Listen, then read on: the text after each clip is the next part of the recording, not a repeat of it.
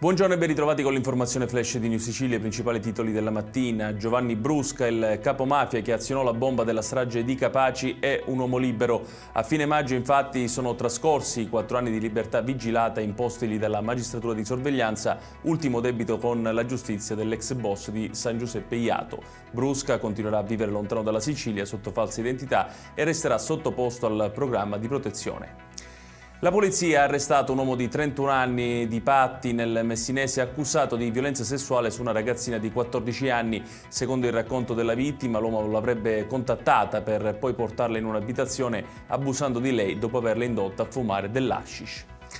L'Ars ha approvato la manovrina da 50 milioni di euro con 44 voti favorevoli e 19 astenuti. Si tratta del testo base proposto dal governo Schifani e che non ha trovato alcun ostacolo grazie anche al dialogo con le opposizioni che hanno condiviso la norma di contrasto alla povertà e agli interventi contro la crisi idrica.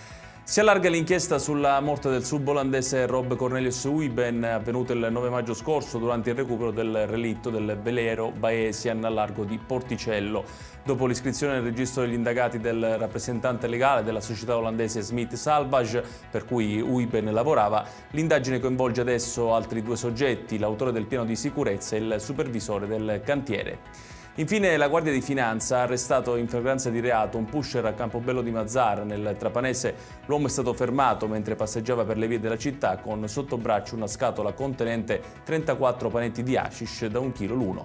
Ed è tutto per questa edizione, tutti i dettagli su queste notizie li trovate come sempre sul nostro sito www.newssicilia.it. Grazie per averci seguito e buon proseguimento di giornata.